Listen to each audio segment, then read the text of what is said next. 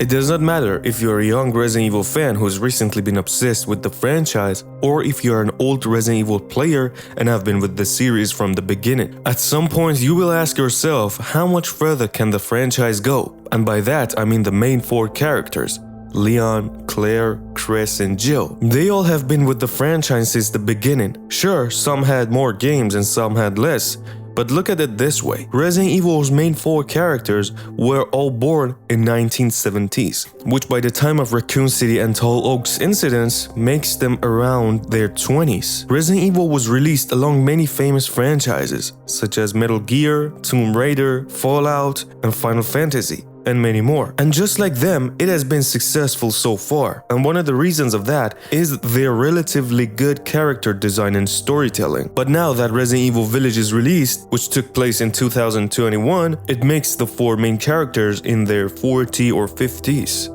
I'm not saying this is good or bad. What I'm actually saying is that the only way to keep the franchise going on is to either not use one of them directly or introduce us to new characters. Resident Evil 2 1998 introduced us to a whole lot of new characters: Leon, Claire, Ada, and Sherry. These characters are all in their late 40s by now, except for Sherry. And one thing about Sherry, since she is actually infected, she can regenerate at a high rate, something that we saw in Resident Evil 6. Speaking of Resident Evil 6, they also introduced Jake, which to my eyes has a really nice character and background. And along those, they have recently introduced us to the new character, Ethan Winters, and Mia, basically the whole Winters family.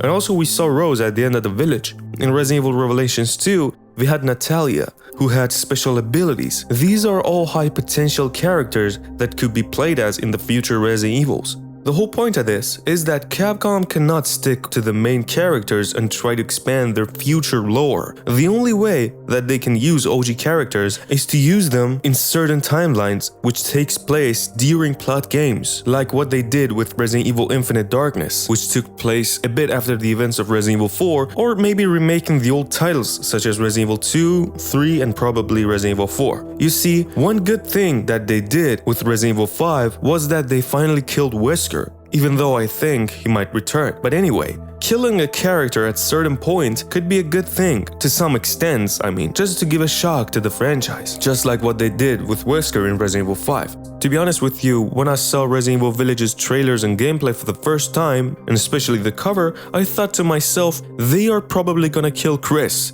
by letting him mutate into a werewolf. Actually, I thought this specific enemy was gonna be Chris. I know it sounds weird, but if you take a look at it from this view, it could have been a high potential epic ending, no matter if Chris survives the fight or not, or turns back into human. See, all I'm trying to say right now is that I don't want to see all OG hero characters be like seated on a chair and playing chess. Their story has to end at some point. Or one another thing that they can do, which I'm not a big fan of, is to reboot things, just like what they did with Lara Croft from Tomb Raider.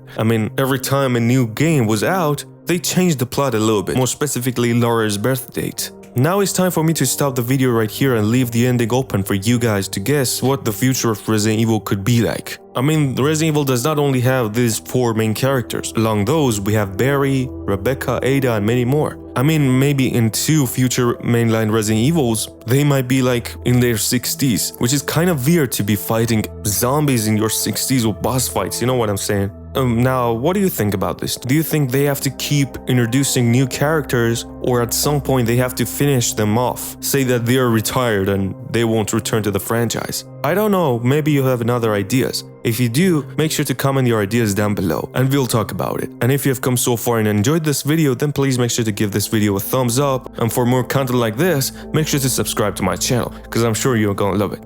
I'm a Raccoon City survivor, and as always, thanks for watching.